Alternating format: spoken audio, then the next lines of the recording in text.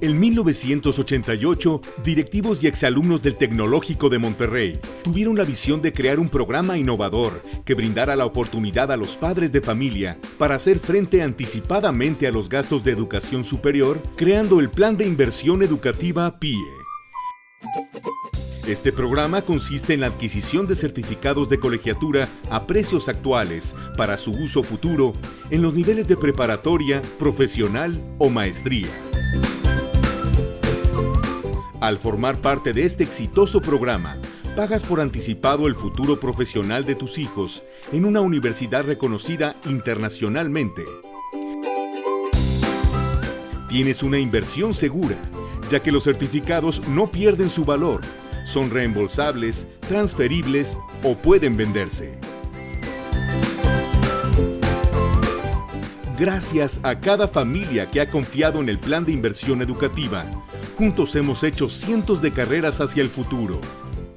Hoy, el Plan de Inversión Educativa cumple 30 años de éxito gracias a ti.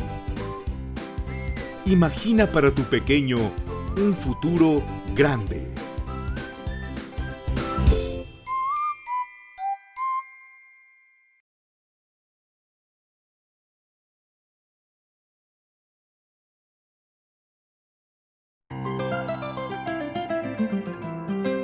Pues primero que nada agradezco a la escuela nuevamente la invitación. Creo que... No se preocupe, su firma nada más. Creo que es muy importante que sigamos incluyendo estos temas de salud. No sé si alguien tuvo ya la oportunidad de venir a la plática de noviembre de infecciones respiratorias. ¿Sí? Y bueno, recientemente en el mes de febrero se dio nuevamente esta plática por otro de mis compañeros por el brote de influenza que tenemos todavía en la escuela. Muchas gracias.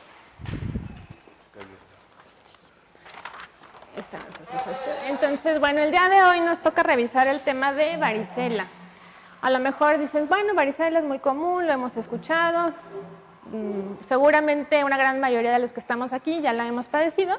Levanten la mano, quienes tuvieron ya varicela o recuerdan haberla tenido. Ok, entonces es una enfermedad bastante frecuente. ¿Cuál es la importancia de revisar o de ver un poquito acerca de varicela? Precisamente debido a que es una enfermedad frecuente en nuestro medio, en nuestro país y en el mundo, es una enfermedad que nos ocasiona brotes frecuentemente en las escuelas, al igual que infecciones respiratorias agudas.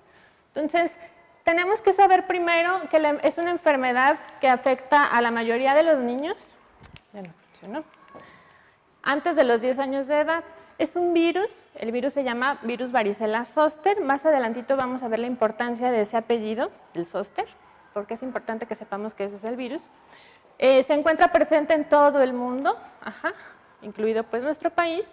La mayoría de las personas va a tener contacto con el virus en algún momento de su vida, sobre todo antes de los 10 años de edad.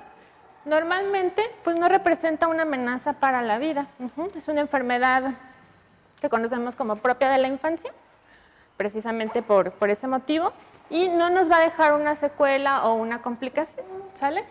Importante, no confundirla con viruela. Todavía escuchamos gente que dice, es que a mi hijo le dio viruela.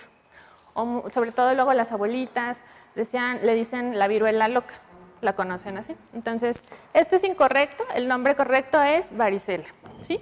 Y ya vimos, el virus que la ocasiona es el virus varicela zoster. Ahora, ¿a quién le puede dar varicela? Pues bueno, prácticamente el 95, casi el 95% de la población en algún momento de su vida va a tener contacto con el virus y va a padecer la enfermedad, ¿sí? La mayoría vimos de 6 a 10 años, justo la edad escolar, niños de preescolar, niños de primaria, son los grupos etarios mayormente afectados. Y otro dato importante, las características del virus hacen que sea más frecuente o que los brotes sean más frecuentes justo en la etapa en la que estamos. Finales de invierno, principios de primavera, ¿sale? Esto no quiere decir que no tengamos el virus de varicela circulando durante todo el resto del año, pero sí va a haber un incremento de los casos durante esta época.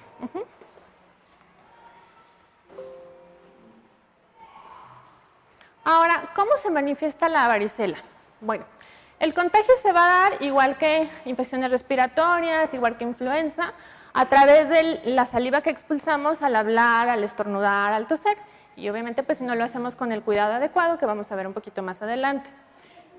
Una vez que ese virus entra en contacto con ojos, con mucosa nasal o bucal, oral, en una persona susceptible que no ha tenido el virus previamente. Hay que recordar que es un virus que nos da una vez en la vida, una enfermedad que nos da una vez en la vida, y una vez que nos dio, nuestro cuerpo genera una memoria inmunológica que evita que yo me pueda volver a contagiar de esta enfermedad, ¿sí? Entonces, va a pasar un periodo de incubación, que es el tiempo que pasa en el que yo adquiero el virus y empiezo a tener los primeros síntomas. ¿Alguien más o menos ya que haya tenido experiencia con alguno de sus pequeños, que tenga hermanitos o tenga 2 o 3 hijos, cuánto tiempo pasó entre uno y otro que se les enfermaran? ¿No les ha tocado todavía? Es bien común que se enferma un chiquito en casa, tiene su enfermedad y a los 15 días empieza el otro, ¿sale? Entonces el periodo de incubación en promedio varía, pero puede ser de 15 días, 2 semanas. Va de 7 a 21 días, ¿sale? Es importante después de esto, 1 a 2 días previos al inicio de las primeras lesiones en la piel, la persona ya empieza a contagiar el virus, ¿sale? Entonces puede ser que esté con los primeros síntomas de infección respiratoria, dolor de garganta, un poquito molesto, dolor de cabeza, un poquito de moco, cansancio, y ese pequeñito no sabemos que en 2 días ya va a empezar con las lesiones de varicela. Sin embargo, él hoy ya puede contagiar el virus, ¿sí? Entonces empieza este periodo contagioso, 24 horas después, entonces inicia ya propiamente el periodo clínico de la enfermedad con la erupción característica de la varicela. Ahora, ¿dónde empiezan a brotar las primeras lesiones de la varicela? ¿Cuáles son los lugares más comunes donde hay que estar pendiente vigilando a los pequeños?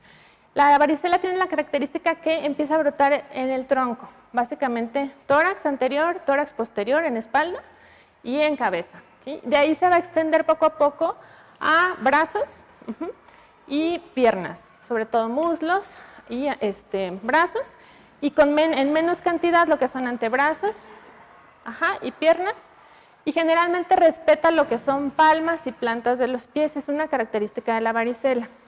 ¿Cómo son estas lesiones? Vamos a ver. Bueno, aquí está un resumen ahorita de lo que platicamos. Básicamente la importancia de el periodo de incubación, cuando inicia la fase de contagio, previo a que inicie el periodo o la fase clínica. Antes de la fase clínica, que son las lesiones, vamos a tener datos prodrómicos, que decimos, bueno, inespecíficos, de una infección respiratoria, dura de 24 a 72 horas, y después ya viene propiamente la fase clínica de la enfermedad con la erupción, termina con la curación y la fase de contagio, y con esto ya damos por terminada la enfermedad. Entonces la erupción, decíamos, inicia en tronco, más o menos en un periodo de 5 a 6 días, esta erupción pasa por todas estas fases. Es otra característica de la varicela. Las lesiones de la piel no se quedan iguales siempre. Van a iniciar como una mácula, es decir, una ronchita roja, que va a ir creciendo de tamaño, se va a hacer más clara, posteriormente se va a volver una vesícula, una ámpula con un líquido amarillo, ¿sí? Es importante comentar que este líquido amarillo tiene una gran cantidad de virus, entonces es una etapa muy contagiosa. Y finalmente esto se seca y pasa a la fase de costra, que es la última etapa de las lesiones, hasta que la costra pues se cae y se desprende por sí sola. Entonces, ¿la costra también es contagiosa? La literatura maneja propiamente que la costra ya no es contagiosa. Sin embargo, otra característica de la varicela es que las lesiones aparecen en oleadas, entonces no todas están en la misma fase evolutiva al mismo tiempo. Yo hoy puedo tener unas máculas, puedo tener ya otras vesículas y algunas en costra. Entonces, digamos que si tengo ya algunas costras, esas ya no son contagiosas, pero puede ser que aún tenga lesiones en vesícula o en mácula o en pápula, y es así. Por eso vamos a ver un poquito adelante la recomendación en brotes, cuál sería en estos casos. Ok, bueno, pues ahí está una imagen. ¿Cuáles son las lesiones? Aquí están. El cuello de una niña probablemente, donde podemos ver precisamente las lesiones en todas las fases que comentábamos, ¿no? Vemos unas pequeñas máculas, pápulas, algunas vesículas, algunas ya están secando, ya van para costra. Entonces esa es la otra característica importante de la varicela. Ahora, también hay que recordar que no solamente van a estar en la piel, ¿sale? También se afectan mucosas, va a depender mucho del cuadro clínico de cada pequeño. Y generalmente, bueno, puede ser que se presenten alrededor de los ojos, incluso provoquen un edema importante y hagan que el ojito se cierre. En mucosa oral, como tal cual parecieran aftas. Quienes hayan tenido aftas saben lo molesto y lo doloroso que son. Es por esto uno de los motivos por los cuales los niños no quieren comer o no aceptan también el alimento, ¿sí? Igual aquí las vemos. Y bueno, pues en genitales, ¿no? Tampoco se queda atrás. Hay que tener mucho cuidado con estas zonas, ya que son zonas húmedas. Y hay que evitar, ahorita vamos a ver la parte del rascado, para con esto evitar tener complicaciones secundarias a infecciones sobreagregadas. Entonces vimos cómo se contagia, decíamos, el contacto directo a través del saludo, besos, estornudos, compartir alimentos, todo lo que tenga contacto con la saliva.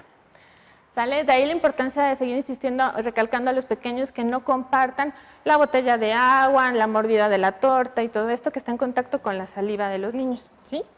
Es importante. Entonces se dispersa en el aire por gotitas no visibles, no las vemos, pero ahí están. Ajá.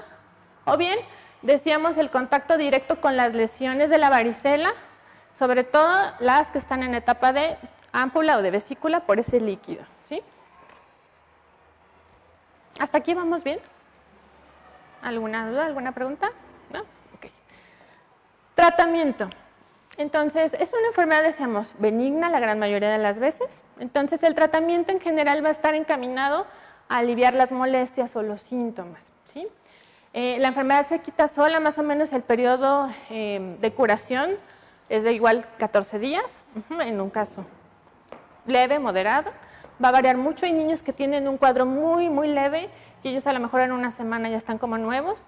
Hay niños que se van a llenar todititos, no sé si a alguien le pasó y lo recuerda perfecto, y entonces ellos van a tardar a lo mejor 3 semanas o hasta un mes en tener la resolución del cuadro, ¿sí? Normalmente pues sin complicaciones. Las recomendaciones, no rascar las lesiones. ¿Por qué motivo? Hay dos importantes. Todos conocemos, yo creo que a alguien que tiene cicatrices de varicela en la cara, ¿no? Son cicatrices como las de acné, profundas, que son difíciles de quitar. Entonces, pues nadie queremos que nuestro hijo quede marcado, ¿verdad? Es uno de los motivos para evitar el rascado. El otro, aumenta el contagio. Al momento de estar rascando las lesiones, pues vamos a estar diseminando nosotros el virus por todos lados. Y la otra, si no tenemos suficiente cuidado con nuestro lavado de manos, traer las uñas cortas y limpias, el pequeñito va a poder estarse rascando y entonces favorecer la sobreinfección con bacterias sobre esas lesiones. Y un cuadro que iba a curar y iba a salir bien sin dejarnos secuelas ni complicaciones, se complica por una bacteria que nos ocasiona ya otro tipo de situaciones que vamos a ver un poquito más adelante.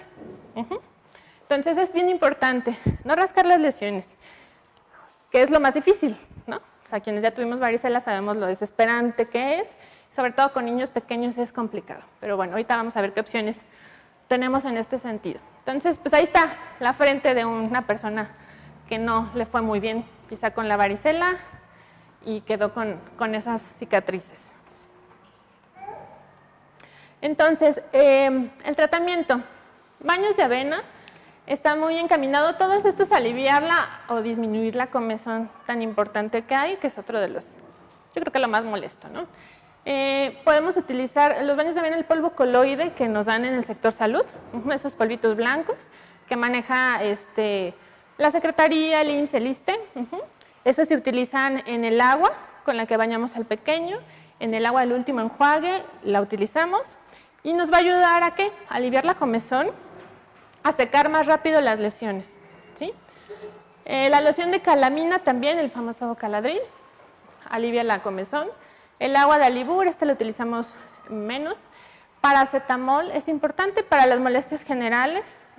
El paracetamol, si lo usamos en las dosis adecuadas, es un medicamento noble, ¿sí? Y ahorita vamos a ver un poquito más adelante por qué no debemos utilizar otros medicamentos. Esto nos ayuda a controlar la fiebre. ¿Qué otras formas tenemos para controlar la fiebre? Sobre todo en niños menores de 5 años, que tenemos el riesgo de que nos puedan convulsionar. A ver, aquí hay una chiquita menor de 5 años. ¿Cómo bajamos la fiebre antes de usar medicamentos? Antes de usar medicamentos, momentos fríos, bañarla con agua tibia, Ajá. Descubrirla. Ajá. Darle de tomar abundantes líquidos, tenerla con ropa ligera en un área, obviamente, que no tenga corrientes, que no esté expuesta a las corrientes de aire directas, ¿no? Pero todo eso nos ayuda, como medios físicos. Si con esto la fiebre no cede, entonces sí ya pasamos al siguiente nivel y vamos a utilizar medicamento. En este caso, pues el paracetamol es el que tenemos más a la mano y que podemos dosificar más fácilmente por indicaciones de nuestro pediatra o de nuestro médico. Los antivirales únicamente se utilizan por indicación médica. Si se emplean, el más empleado se llama ciclovir o el fanciclovir es el otro. Sin embargo, estos no están indicados para toda la población en general, sobre todo niños sanos que están inmunocompetentes, que no tienen ninguna otra enfermedad secundaria o agregada. Estos se indican, por ejemplo, en adultos, adultos mayores, en niños que tienen alguna situación de salud importante como puede ser cáncer, diabetes. ¿Por qué? Pues porque en ellos sí corremos el riesgo de que se puedan complicar y puedan llegar a fallecer por varicela. ¿Sí? Únicamente en ellos. Ahora, esto sí quiero que le pongan mucha atención, que se les quede muy, muy grabado. Y es uno de los motivos por los cuales debemos evitar la automedicación. Pacientes con varicela no deben de utilizar el ácido acetilsalicílico. ¿En dónde lo encontramos? En la aspirina. Exacto, un medicamento que todos tenemos en casa, que es como bien fácil de que lo usemos. Me duele la cabeza, me tomo la aspirina. Por todo, mucha gente utiliza la aspirina. Entonces, en niños está contraindicado. Hay estudios, se ha visto. Hay una complicación muy grave que se llama síndrome de Reye. Este síndrome afecta a hígado, afecta a cerebro y una vez que se produce, generalmente lleva a la muerte del paciente. Y se ha visto que es mucho más frecuente cuando se asocia con enfermedades virales como varicela o influenza y utilizamos la aspirina. Entonces, sin querer ahí estamos ocasionando un mayor riesgo de complicación y una complicación grave. ¿Sí? Entonces, por eso, mejor, aunque luego hay memes y hay burlas y hay muchas cosas, seguimos utilizando el paracetamol. ¿Sale?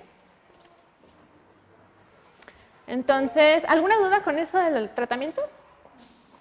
¿Vamos bien? Ok. Complicaciones. Decíamos que son poco frecuentes, afortunadamente, ¿sí? Que las llegamos a ver. Sin embargo, hay un pequeño porcentaje de casos que sí puede llegar a presentarlas. ¿Cuáles son? Dentro de estas, las cutáneas, lo que decíamos, secundarias a la sobreinfección bacteriana. Agregamos una bacteria a esas lesiones y nos ocasiona una infección. ¿Sale?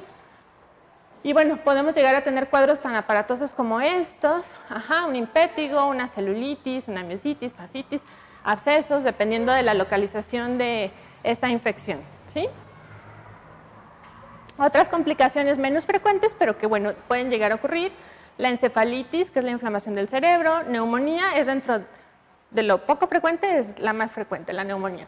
Miocarditis, inflamación del músculo del corazón, el síndrome de Reye que les comentaba, que es muy grave, la ataxia cerebelosa, cuando hay afectación del cerebelo, hay aguas con algún chiquito que empieza a manifestar dificultad para caminar o que camina como borrachito, que se va de lado, eso puede indicarnos que hay afección o afectación del cerebelo, ¿sí? Y la varicela hemorrágica propiamente no es una complicación, es una variante de la varicela en el que las lesiones no tienen ese líquido amarillo, sino es contenido hemático, básicamente sangre. Este se presenta sobre todo en personas que tienen una cuenta baja de plaquetas por alguna otra enfermedad previa de la sangre que pueda tener esta persona. Entonces, afortunadamente, pues es poco frecuente, ¿sí? Ahora, otra pregunta muy frecuente o inquietud es, ¿qué pasa con las mujeres embarazadas y la varicela? Del 1 al 2% de las mujeres embarazadas que se contagian durante las primeras 20 semanas del embarazo. Aquí hay que tener en cuenta que es importante la etapa del embarazo en la que se encuentre la mujer. Si se llega a contagiar, el bebé puede presentar el síndrome de varicela congénita y sí, presentar algunas malformaciones en extremidades, algunas cicatrices en la piel o problemas oculares. Sin embargo, esto pues Afortunadamente es muy, muy poco frecuente. ¿Por qué? ¿Por qué creen que es poco frecuente esto? Aún más cuando pues es más fácil que te contagies cuando eres niño, ¿no? Exactamente. La gran mayoría de las mujeres que llegan a su edad fértil ya tuvieron la varicela y tienen los anticuerpos. Entonces están protegidas ellas y por lo tanto protegen a sus bebés. ¿Sale? Ellas pasan estos anticuerpos a los bebés. ¿Y qué porcentaje de las que se contagiaron pueden tener que el bebé sí tenga alguna malformación o el... Ahí estamos. Del 1 al 2%, y esto sí el contagio fue dentro de las primeras 20 semanas de embarazo. Recuerden que en el embarazo, sobre todo el primer trimestre, es el más riesgoso en este sentido, puesto que es el trimestre del embarazo en el que todos los órganos están en formación. Entonces, aún así, si se llega a dar el caso de que una mujer se contagie de varicela, que efectivamente salga de la estadística y no tuvo varicela de niña, se contagia, el riesgo es bajo, un 1 a 2% si estamos en esa primera mitad del embarazo. Ahora, ¿qué pasa? También existe el riesgo de que esa mujer embarazada presente la varicela en los días muy cercanos al parto o al nacimiento del bebé, ¿sí? En este caso, tenemos el cuadro que se llama varicela neonatal precoz. En la enfermedad se desarrolla 5 días previos al parto. Los bebés nacen y pueden desarrollar un cuadro de varicela, en general durante la primera semana. En estos casos es un cuadro leve, sin embargo son niños que pueden tener el riesgo de tener varicela zóster o herpes zóster durante su infancia. Ahorita vamos a ver, ¿se acuerdan que les decía que era importante ese apellido del virus? El zóster, ¿sale? Ahorita vamos a ver qué es eso.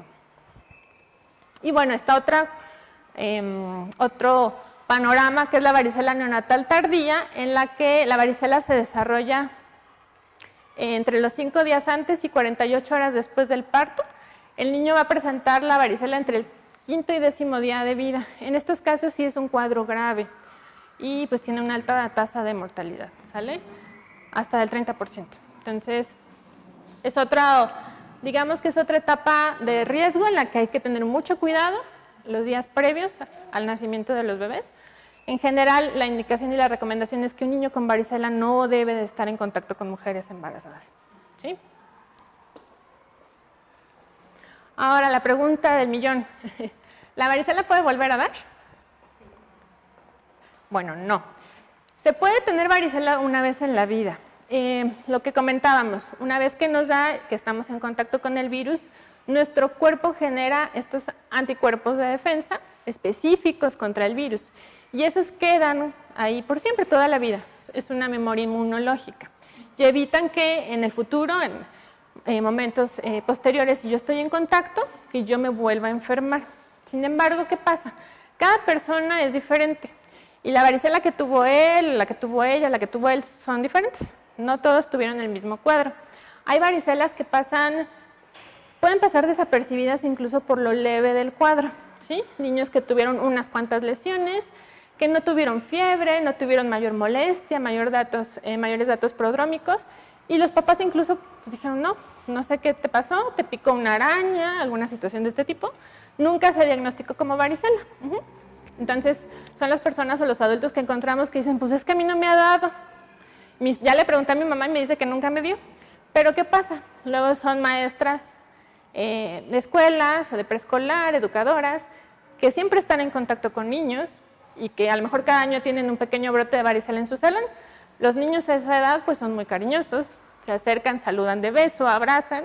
Entonces, si esa persona no hubiera tenido ya varicela de niña y no tuviera sus anticuerpos, seguramente se contagiaría en ese momento.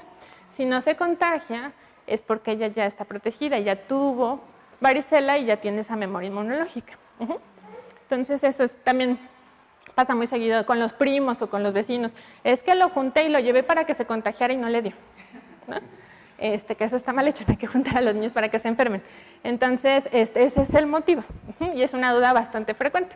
Varicela nos da pues una vez en la vida. Hay casos excepcionales, sí los hay, descritos, que a lo mejor les dio muy, muy leve y pudiera ser que les llegue a dar nuevamente de forma leve también, ¿sí? En una etapa más avanzada de la vida. Ahora, el virus que lo provoca vive en el cuerpo para siempre. Esto es importante también saberlo. Una vez que nosotros estamos en contacto con el virus de la varicela, tenemos el cuadro clínico de varicela como tal, salimos adelante, nos curamos, no, sin ningún problema, ninguna secuela. Pero ¿qué pasa con el virus? Se va a quedar alojado en unas células nerviosas y va a quedar ahí toda nuestra vida, dormido, de una forma latente. Puede ser que nunca jamás en la vida vuelva yo a saber de él, o bien puede ser que a lo largo de mi vida, en algún momento de la etapa adulta, sobre todo, si tengo alguna enfermedad que afecte mi sistema inmunológico y lo deprima, ¿como cuáles? Que tenemos tan frecuentes ahorita. Cáncer, diabetes, lupus, tuberculosis, VIH, algún tratamiento inmunosupresor, por ejemplo, por algún trasplante. Entonces, en esos casos, ese virus despierta, que estaba latente, se reactiva y entonces va a provocar una enfermedad que ya no es la varicela que me dio de niño. Ahora se va a manifestar como herpes zóster. Entonces, por eso les decía la importancia de ese apellido del virus. ¿Por qué? Sí nos puede volver a salir, pero ya no como varicela, nos va a dar como herpes zóster. Ahí está una foto, una imagen de lo que es un herpes zóster. Si se fijan, las lesiones están como más juntas, son más pequeñas, como racimos. Aparecen, la característica es que aparecen generalmente solo en una mitad del cuerpo, y siguiendo el trayecto de los nervios, que llamamos dermatomas, ¿sale? Ahí se va a mantener localizada en esa zona las lesiones. ¿Cuál es la característica también? Ya no nos va a dar la comezón tan intensa que nos daba de niños. Ahora este herpes se caracteriza por un dolor muy intenso, muy molesto, que es difícil de tratar, un dolor de tipo neuropático. La gente lo describe como si trajera una brasa pegada al cuerpo. Ya no es la comezón, ¿sale? Es dolor la característica. Entonces, ese es el herpes. ¿Ese se cura? Ese igual se quita, pero ese sí nos puede volver a estar dando, dependiendo de cómo esté nuestro sistema inmune. ¿Y ese se puede contagiar y nos puede dar como varicela? Sí. Bueno, en caso de que no. Sí se puede. Efectivamente, seguimos hablando que es el mismo virus, la persona puede estarlo transmitiendo en ese momento, entonces igual las medidas son las mismas, evitar contacto con mujeres embarazadas o con niños que no hayan tenido previamente o cualquier persona que no haya tenido varicela antes. ¿Tiene que ver también con los huevos que después salen en la boca? No, ese es otro virus diferente. Sí. No, esta es otra cosa. Generalmente los lugares donde aparece, como veíamos, pues es en tórax, en las regiones intercostales, en cara y en zona lumbar y glútea. Son los lugares más frecuentes donde aparece el herpes zóster. Y generalmente decimos está asociado a personas que tienen algún problema o alguna enfermedad de base o algún tratamiento inmunosupresor que hace que ese virus se reactive. ¿Sí? Pero como requisito, o sea, alguien no puede tener herpes zóster y no haber tenido varicela de niño. Tuvo que haber tenido varicela, el virus queda latente y entonces manifiesta el herpes zóster. ¿Alguna duda con el herpes zóster? También lo conocen como culebrilla. Hay gente que le llama de ese modo, ¿sí? Entonces, ¿cuáles son las recomendaciones para el control de, ya hablando un poquito hacia brotes de varicela? Cuando tenemos casos ya detectados en la escuela, en un grupo, aislamiento del paciente en su domicilio hasta que sequen las vesículas es importante, ¿sí? Igual que como lo dimos en infecciones respiratorias, en influenza. Avisen a la escuela. Primero, pues es la atención médica, ¿no? Llevar a los niños al médico, que nos haga el diagnóstico, el tratamiento adecuado. Lo segundo es avisen a la escuela para que la escuela pueda saber qué situaciones en salud están presentando los alumnos. El pequeño, pues sí tiene que estar efectivamente aislado en su domicilio, en reposo, está cursando con una enfermedad infecciosa y tiene que tener su periodo de reposo para su recuperación. Y es domiciliario, ¿sí? Porque igual no lo traen a la escuela, pero resulta que luego el niño lo traen en el cine, en el súper, lo llevaron a la fiestecita del amiguito, lo traen en el trabajo de la mamá, en el transporte público, entonces imagínense. Ahí entra mucho la parte de la responsabilidad social, ¿sí? Para todas estas enfermedades que son infectocontagiosas. Llámense influenza, cualquier infección respiratoria aguda, hepatitis, varicela, pediculosis, etcétera, ¿sí? siempre les digo, es una enfermedad benigna, ok, pues qué padre el niño, afortunadamente un niño inmunocompetente, con un adecuado estado de nutrición va a curarse y seguramente va a salir adelante sin mayor problema. Pero yo no sé si la persona que está al lado en el súper comprando verdura es una mujer que está cursando sus primeras semanas de embarazo y ella no le ha dado varicela y mi hijo la contagia. Yo creo que ahí, como papás, pues sí, implica mucha responsabilidad. Yo no sé si el niño que está ahí en el transporte público es un niño que va saliendo de un tratamiento de cáncer, ¿no? Y que él pues apenas está saliendo y ha pasado por una etapa complicada en cuanto a su sistema inmunológico y pues bueno, él sí se puede complicar y él puede llegar a morirse por varicela, ¿sí? Entonces siempre hay que tener presente esa parte. Ahora, evitar el rascado por el riesgo, ya decíamos, de infección de las lesiones y para disminuir el riesgo de cicatrices. Desinfección de utensilios de contacto directo con el paciente. Lo ideal es que tenga el niño o la persona, el paciente tenga su plato, su vaso, su cuchara, su tenedor aparte, y que utilice solamente esos. Estar lavando estos utensilios con agua con jabón, echar un chorrito de cloro para estar desinfectándolos, ¿sale?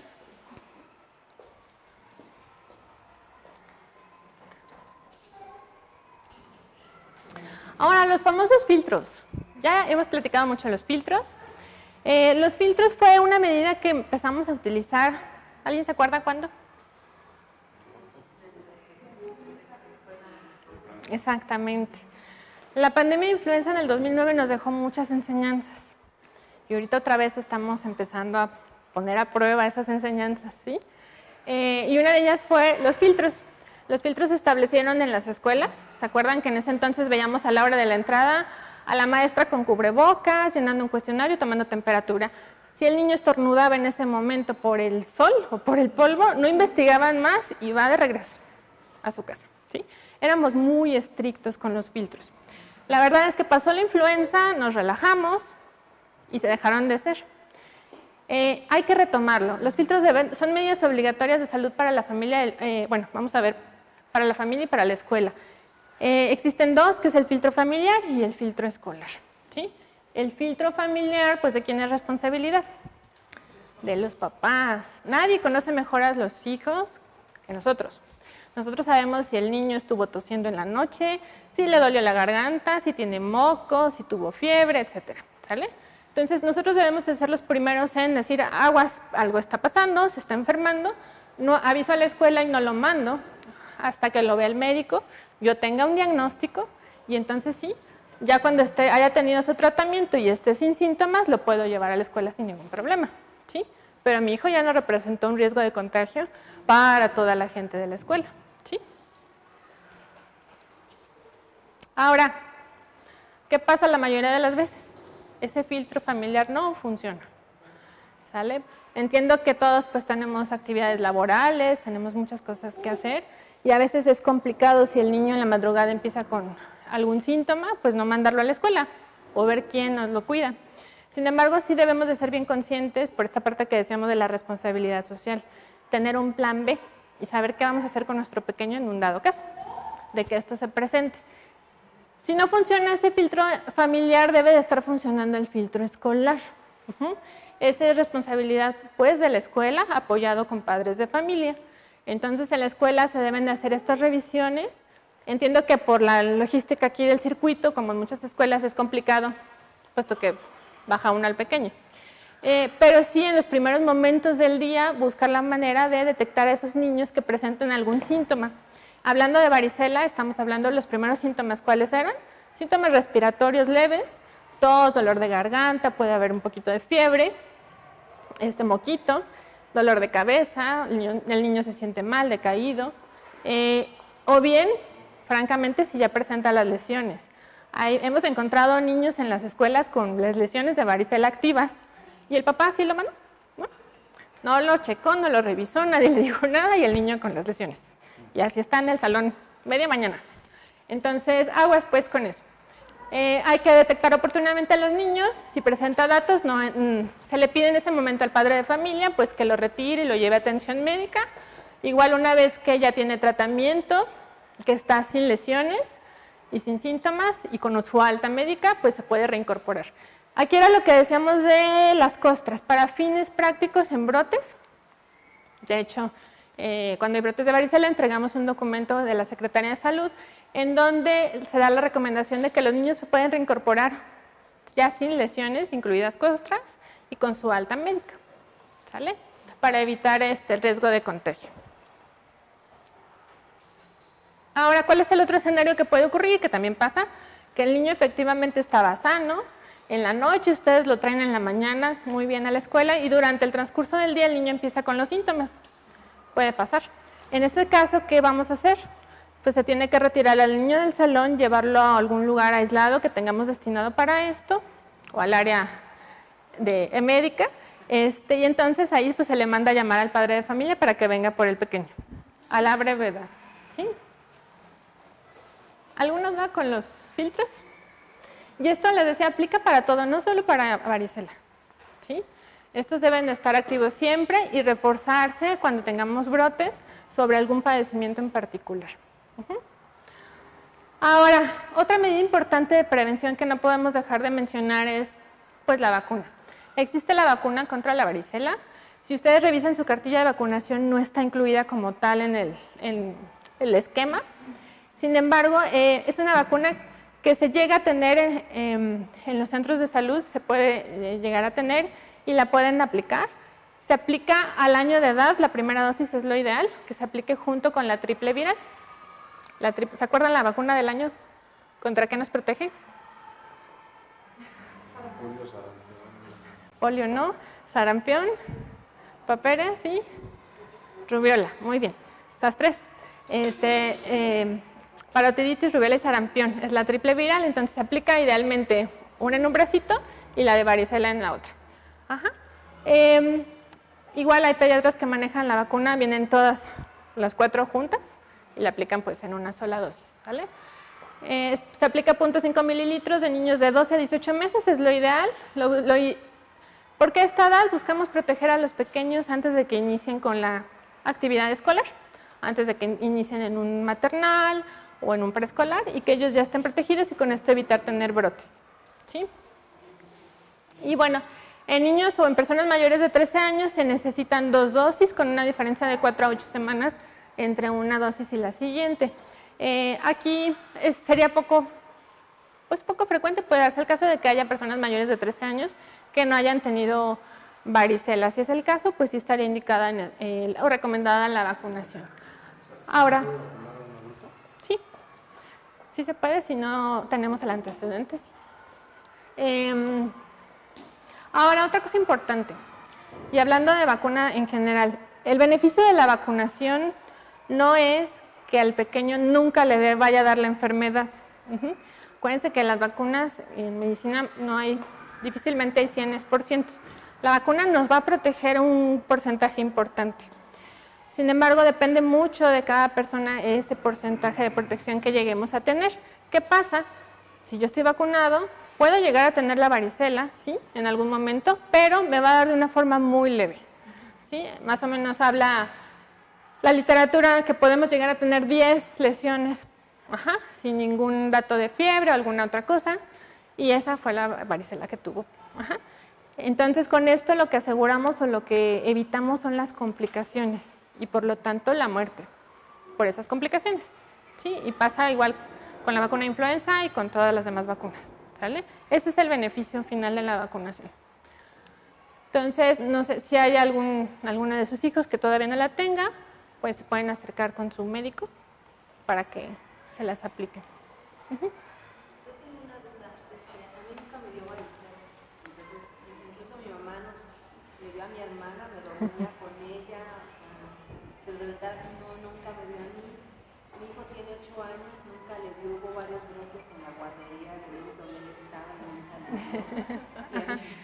Pues hasta ahorita no le ha dado, tiene 1 año, 3 meses, pero tampoco nos hemos vacunado así sobre la varicela específicamente. ¿Qué nos recomiendan? Ok. Era lo que platicábamos, llegó un poquito tarde, ¿verdad? Sí, ok. Platicábamos de esta cuestión, no hay personas que sean naturalmente inmunes contra la varicela. Todas las personas somos susceptibles a la varicela hasta que la tenemos y creamos los anticuerpos o bien nos vacunan, que es la otra forma de crear inmunidad. Entonces, pudieron pasar dos cosas. Una es que a lo mejor en ese momento que estuvo en contacto con el virus, su sistema inmunológico era tan fuerte, pudo detenerlo, que nos dio un cuadro muy leve o pudo pasar de forma subclínica, muy desapercibido, y entonces su mamá incluso no tenga el recuerdo de que usted le haya dado varicela, porque no le dio igual que a su hermano, con las lesiones, no, cuidado, o con la fiebre y todo, ¿sale? Pudo haber pasado muy leve, y para usted esa fue su varicela, y usted ya generó esos anticuerpos. Entonces eso evita que en el futuro, en otras etapas de su vida, si está en contacto con el virus, pueda llegar a contagiarse y a tener la enfermedad, ¿sale? Eso es lo más frecuente. ¿Cómo podemos estar seguros? Ahí se puede hacer una prueba de sangre, en donde se buscan estos anticuerpos de memoria. Si ya están, se llaman inmunoglobulina G, tipo G, para varicela zóster. Si ya está presente, quiere decir que efectivamente usted ya tiene la memoria inmunológica y por eso no se enferma. Ahora, a los bebés, las mamás, les pasamos esos anticuerpos durante el embarazo y esos anticuerpos duran algunos meses, los primeros meses de vida de los bebés. Si damos lactancia materna, prolongamos esa protección a los bebés durante más tiempo. Eso hace que la mayoría de los bebés estén protegidos durante el primer año de vida. Ese podría ser el caso. ¿Puedo ir a un laboratorio a hacerme la...? Sí, si quiere estar más tranquila, puede hacerse. ¿De todas maneras vacunar a mis hijos? Dependiendo del resultado, si les van a hacer la prueba, pues ya. Si ya tienen los anticuerpos, no tendría ningún caso la vacunación. Únicamente que no los tengan, pues entonces sí. ¿Y a la chiquita pues sí ponen? Sí, ella es muy chiquita. ¿Cuánto tiene? Un año, 3 meses. Ella está ahorita justo en la edad para ponerle su vacuna. Sí, de nada.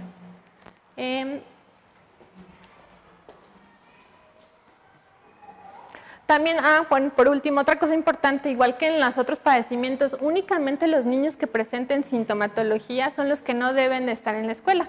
Tampoco se vale pues que al hermanito o al primo o al vecino porque se juntó con, ya no lo quieran recibir o no lo traigan, ¿sale? Es únicamente quien presente los síntomas y los signos de la enfermedad, en ese momento quien debe de permanecer aisladito en casa. Tampoco pues luego hay mucha inquietud acerca de qué está haciendo la escuela cuando hay brotes. Por ejemplo, ahorita con influenza, ¿qué medidas hay? Les causa mucha inquietud eso, aparte de cerrar salones, cerrar grupos o cerrar escuelas, porque se acuerdan del 2009. En el 2009 sí se llegó a hacer eso en algún momento con algunas escuelas, aparte de cerrar grupos y cerrar todas las instituciones. Sin embargo, desde que pasó la pandemia, ya esa indicación no se da por parte de la Secretaría de Salud. Sí, únicamente es el reforzamiento de los filtros familiares y escolares. Entonces, con esto aseguramos que los niños que están hoy en la escuela son niños sanos o están sin síntomas, ¿sí? Y ellos pueden venir y hacer sus actividades normales, ¿sale? Pero pues ahí implica mucha responsabilidad de parte de nosotros como papás y pues de la escuela, ¿no? También en la parte que a ellos les toca. La otra cosa importante que podemos hacer es fortalecer el lavado de manos con agua y jabón. Ya ahorita aplica mucho, hay que estarlo practicando muy pegado con los niños, ¿sí? Acuérdense que los niños aprenden a base de ejemplo. Lo que vean que hacemos en casa es lo que ellos van a repetir aquí en la escuela. La escuela es un refuerzo de eso que nosotros les enseñamos en casa. Entonces, lavado de manos frecuente con agua y jabón, el uso del gel antibacterial en base de alcohol, mínimo al 70%, es lo recomendado. La desinfección de superficies de uso común y constante con soluciones hipercloradas también es recomendable. No sé si alguien tenga alguna... Creo que con esta terminábamos, ya era la última diapositiva. Sí. No sé si... Listo, tengan alguna otra pregunta.